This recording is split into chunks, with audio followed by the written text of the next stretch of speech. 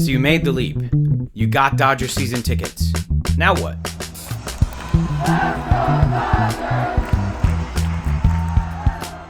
Depending on when you purchase, after you make your last payment, you get an email with the games that you've been assigned. We got ours in January. We were assigned half season A.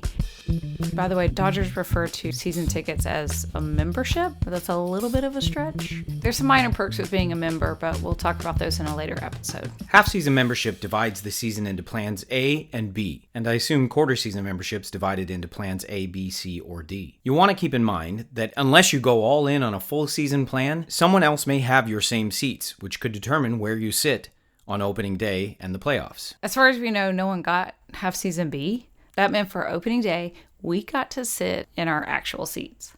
May have been luck of the draw or that we bought first, but the likeliest reason is that no one else bought half-season membership B. However many games you went with, 20, 40, or 80, it's a lot to manage. Not just the tickets themselves, but committing to going to Dodger Stadium a few times a month or even a few times a week. You really do absolutely have to love going to Dodger Stadium.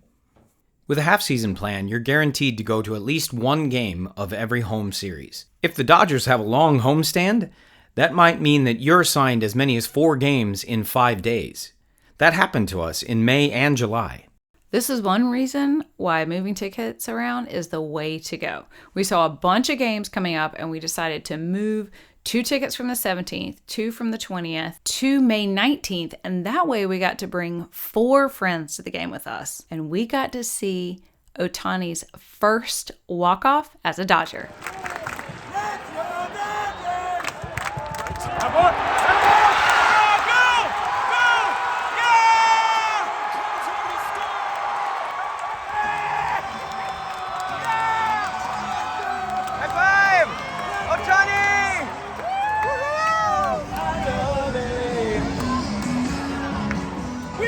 May 16th, I had circled in my calendar from day one because it was Ohtani bobblehead night. The Dodgers will send you their preliminary promotions calendar sometime in January or February. It's a really good idea to create a shared Google or Apple calendar, making sure to note those games that are promotions. I'm not going to lie, it's a little bit of work and it feels like maybe planning 40 mini vacations. But without those games in a calendar, you might find yourself scrambling at the last minute to move or sell those tickets.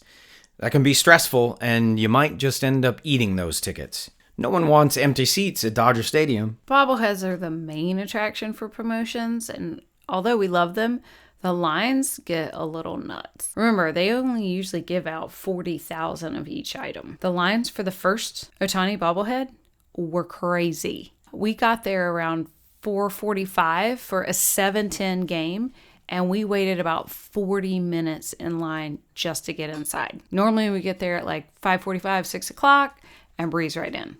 Keep in mind that if you're on a partial plan, you won't get every bobblehead night in the interest of fairness. This past season, we got Ohtani and Yamamoto. And Kike. But we missed Mookie and Freddie. I think Member Services does a pretty good job of balancing those opportunities. Someone up there has the mother of all spreadsheets.